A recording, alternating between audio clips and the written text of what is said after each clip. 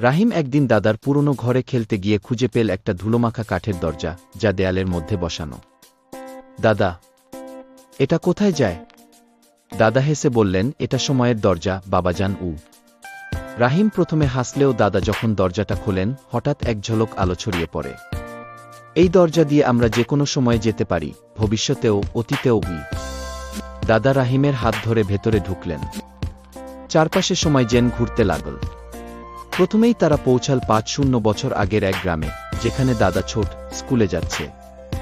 রাহিম অবাক হয়ে দেখল তার দাদা তখন একদম তার মতো।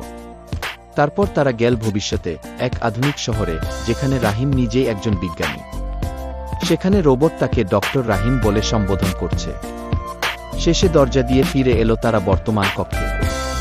রাহিম ধীর কণ্ঠে বলল, আমি সময় নষ্ট করব না দাদা। আমি জানি সময় মানে জীবন।